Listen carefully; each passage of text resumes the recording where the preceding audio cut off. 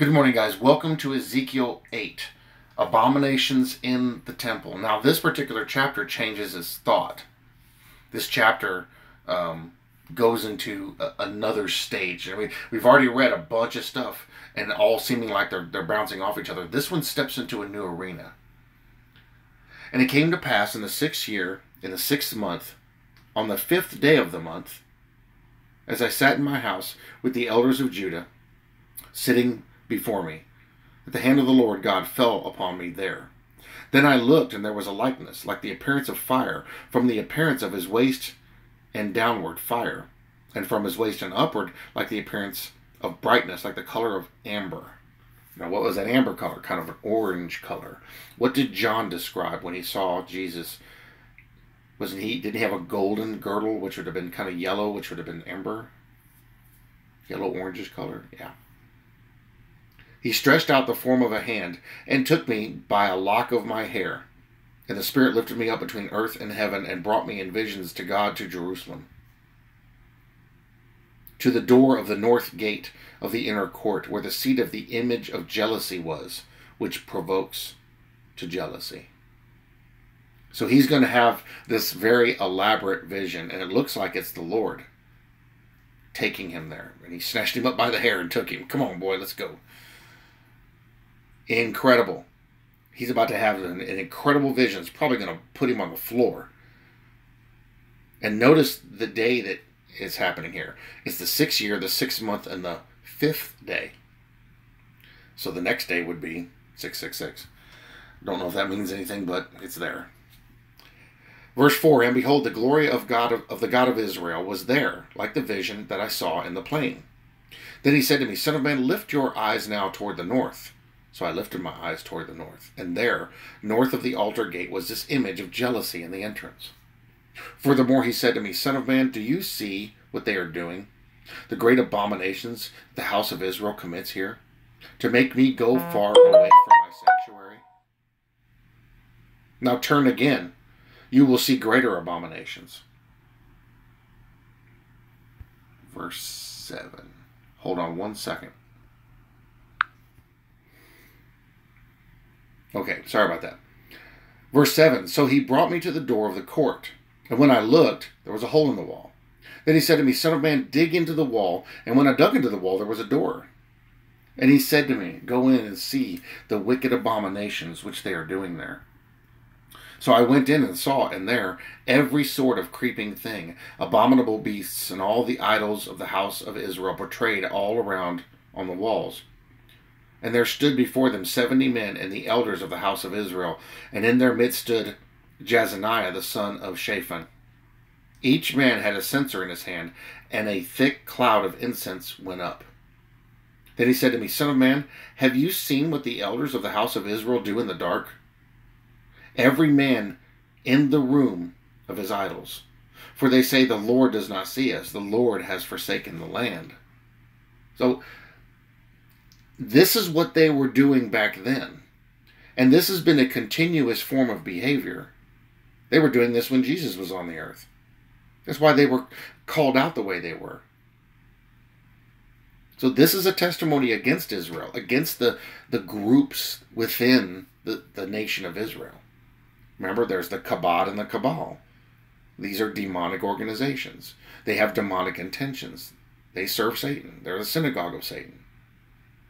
That's just another reason why I came to the conclusion I did about Mystery Babylon. It's those groups within Israel. This is the description of them right here.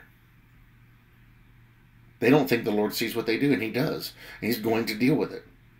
Verse 13, and he said to me, Turn again, and you will see greater abominations that they are doing. See, most people back then didn't know these things were happening. He's seeing it, and he's going to put it out there. Verse 14, so he brought me to the door of the north gate of the Lord's house. And to my dismay, women were sitting there weeping for Tammuz. You know who Tammuz is? The god Tammuz. They make little cakes for Tammuz.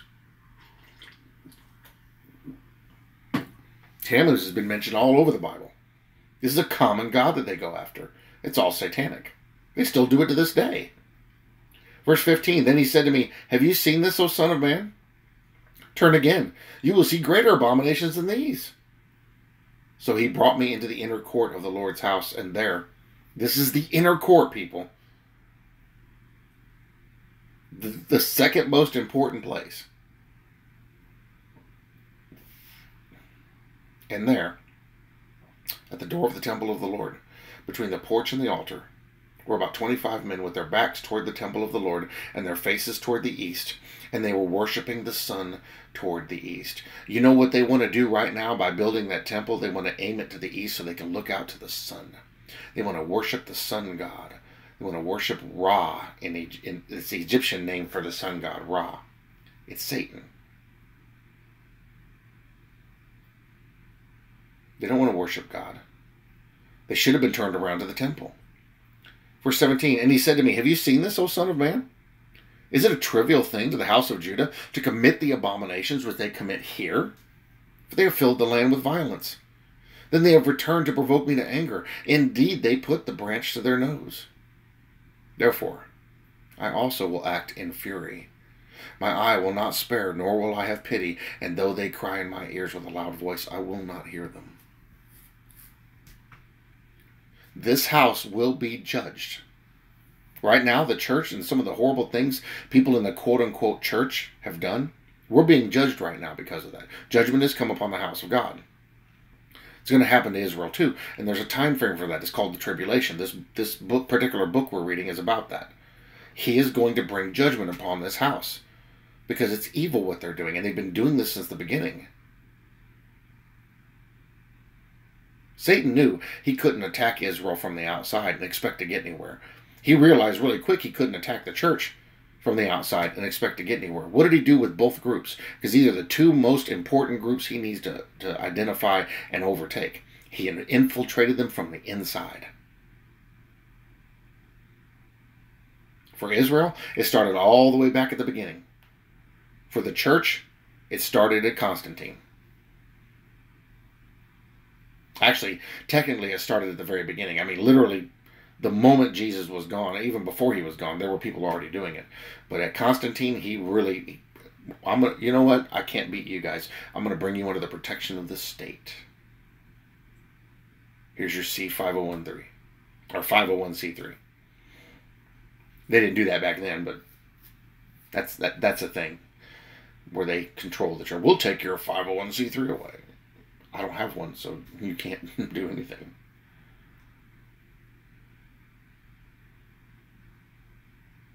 This group being talked about right here, these things that Ezekiel has been shown, confirms much of what I've already seen, well, almost all of it, about these organizations and what they're doing, because they're active right now in Israel. And so that's the mystery Babylon. It's a mystery because nobody can figure out that it's Israel. Nobody can figure out who it is. It's not all of Israel. It's just this group. These groups that seek to do one thing and one thing only. You know, the government in Israel right now, as we speak, are shutting themselves down to keep Netanyahu from taking back control of Israel again. Netanyahu's the best thing to happen to Israel. They are so hyper-focused on keeping him out. They're shutting things down and causing more violence just to keep him out. Same thing's happening here in America. They're trying to impeach Trump again.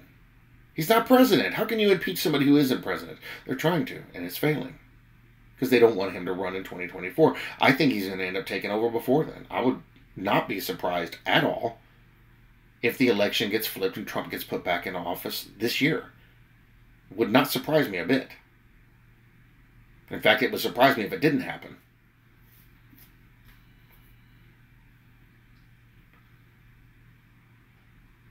This group, these individuals here that this chapter talks about, are the problem. And they've been the problem for a long, long time because they still to this day worship those gods. It's funny because they were underground. It's here. They were underground, looking underground in these little chambers. And everybody's like, well, they've already built the temple. It's underground. No, that's the temple to other gods. That's not the temple to God. That little tour you take and they show you those things. Yeah, that's their temple where they worship Tammuz and the other gods. That's their satanic temple. That's their synagogue of Satan. Right there in full view, not even hiding it. But very few people have figured that out. See, the temple they build up above ground, that's the temple for the world. Their temple is that one down there underground.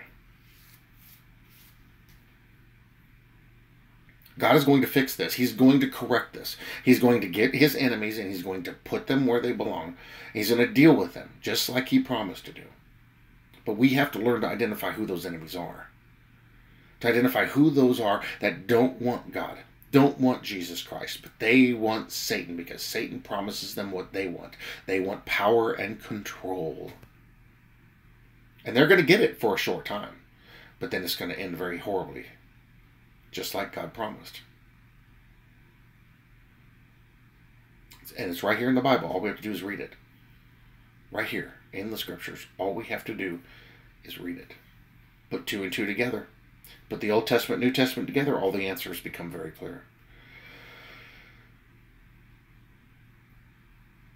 To this day, they still do these secret ceremonies.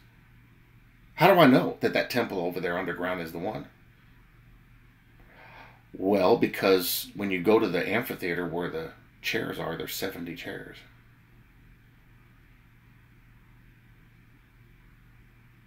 And they aim east.